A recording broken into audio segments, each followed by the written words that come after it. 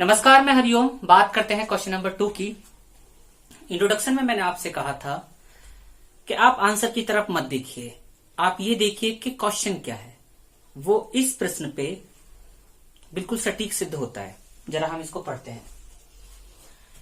Question number 2, so that any positive odd integer is of the form this one this one this one where q is some integer. हमें कुछ form दी हुई है और हमें बताना है कि ओड इंटीजर इस फॉर्म के होते हैं, या ये कहें कि अगर इस फॉर्म में नंबर लिखे हों तो वो ओड इंटीजर होते हैं। अगर इस फॉर्म में 6q + 1, 6q + 3, 6q + 5 के फॉर्म में अगर नंबर लिखे हुए हैं तो वो ओड होते हैं। ओड और इवन है क्या? देखिए, 1 से स्टार्ट करते हैं। 1 इवन है, सॉरी 1 ओड है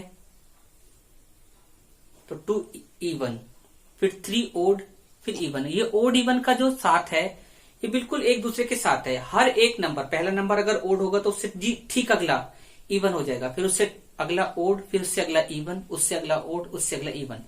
हमारा काम है कि इस फॉर्म के नंबर 6q + 1, 6q + 3, 6q + 5 के जो इस फॉर्म के अगर नंबर हमें मिलते हैं तो वो ये वाले नंबर ओड होंगे। पहले हम इसकी सारी फॉर्म जान लें।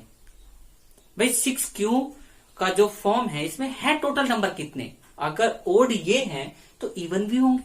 तो अगर उसकी टोटल फॉर्म को हम ढूंढ पाए तो हम पता कर सकते हैं कि उसमें कौन से ओड हैं, कौन से इवन। बहरहाल अगर कोई नंबर 2 से डिवाइड होता है तो वो इवन होता है, अगर वो 2 से डिवाइड नहीं होता है तो वो ओड होता है। हमने क्या काम किया, देखिए आप 6q + 1, यहां पे 6 कोई नंबर होगा जिसमें 6 से डिवाइड किया गया होगा, उसके बाद q बचा होगा कुछ नंबर और फिर +1 किया होगा, या फिर कोई नंबर होगा जिसमें 6 से डिवाइड किए जाने पर क्वोशंट बचा होगा तो 3 बचा होगा, क्वोशंट q बचा होगा तो उसके बाद रिमाइंडर 3 बचा होगा।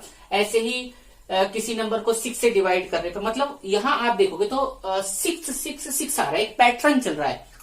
तो हम कहेंगे लेट ए बी, ये a b a positive integer, ये एक नंबर है, a positive integer, and b, हम बी भी एक दूसरा नंबर है। ए और बी दो नंबर मानते हैं, लेकिन यहाँ बी = 6। 6 किस लिए? क्योंकि ये बी की जगह यहाँ पे इसने 6 लिखा हुआ है।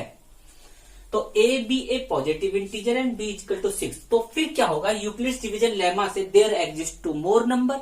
तो उसके क्या होगा कि फिर 2 और नंबर होंगे। वो नंबर इस तरीके से होंगे कि a = b क्यों, b क्या हमने 6 माना है, जो b है वो 6 माना है। a = bq + r।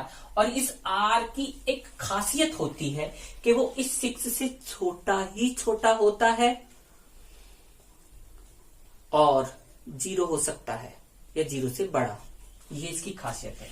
r 0 के बराबर हो सकता है या उससे बड़ा, लेकिन इस 6 से छोटा ही छोटा होगा। तो r क्या हो सकता है? सपोज करो हमारे पास एक नंबर है a, हमारे पास ये a एक नंबर है, हमने इसे डिवाइड किया 6 से, यहाँ पे क्वोशंट बचा और यहाँ पे r बचा रिमाइंडर।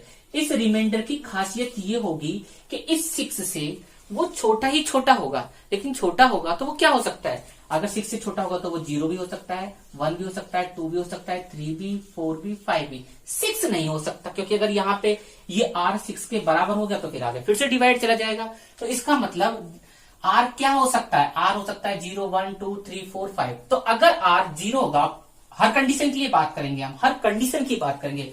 अगर r 0 होगा तो a क्या होगा? a ये हो जाएगा। अगर r 1 हो गया, अगर r 0 ना होके 1 हो गया, तब उसकी फॉर्म ये वाली होगी। अगर r2 होगा तो उसकी फॉर्म ये वाली होगी। अगर r ये होगा तो उसकी फॉर्म ये वाली होगी। अगर r4 होगा तो उसकी फॉर्म ये वाली होगी।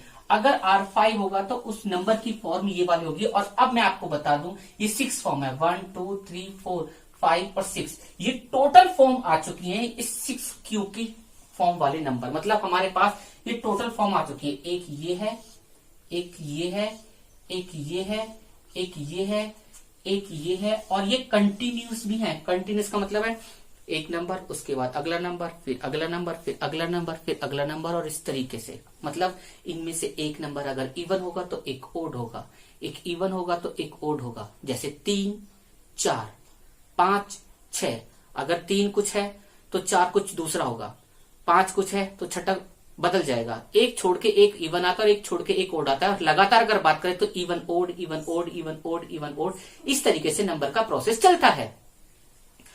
ठीक है, तो अब हम इसमें से छांटेंगे कि इवन नंबर कौन सा होगा। सबसे बड़ी बात है, देखो ये क्यों है, ये क्यों है, ये क्यों कुछ भी नंबर हो सकता है, ये क्यों कुछ भी होता है, मतलब ये 13 भी हो सकता है, ये 5 भी हो सकता है, ये क्यों कुछ एक नंबर आएगा, पूरा पूरा नंबर आएगा, ये बात सिद्ध है भाई। क्यों एक पूरा ना पूरा नंबर आएगा अगर हमें रिमाइंडर छोड़ना है, 0 1 2 3 4 5 रखते हैं, अगर हम पॉइंट नहीं लगाते और पॉइंट लगाएंगे भी नहीं इसमें, तो क्यों एक पूरा नंबर आएगा। अगर 6 से किसी नंबर की 6 से किसी भी नंबर से मल्टीप्लाई करो, क्या 6 2 से डिवाइड हो रहा है? बिल्कुल हो रहा है, 6 2 से डिवाइड होता है।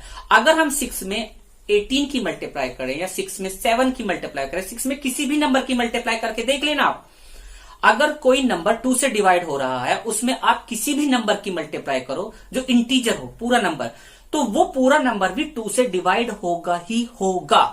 और अगर ऐसा होगा तो वो पूरा नंबर क्या होगा? वो इवन नंबर होगा। बिल्कुल, 6 2 से डिवाइड हो रहा है और क्यू एक नंबर होगा, कुछ भी नंबर आ सकता है, तो 6 क्यू एक इवन नंबर हो जाएगा, ये हो गया इवन नंबर। और अगर ये इवन नंबर है तो इससे एक अगला क्या होगा? ओड। फिर उससे अगला एक क्या होगा?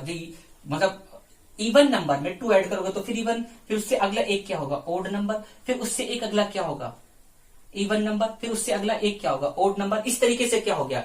ये इवन। यहाँ पे क्या होगा? 6 क्यू प्लस 2, 6 क्यू प्लस 4, ये सभी क्या हो गए? Even number. क्यों? क्योंकि ये 2 से डिवाइड हो रहे हैं। अगर ये इवन नंबर है देन हेंस तब क्या होगा? 6 Q plus 1, 6 Q plus 3, 6 Q plus 5, ये क्या हो गए? ये ओड वैल्यू होगी। किसकी? ए की। तो ये ओड नंबर हो गए और यही प्रूव करना था। Thank you.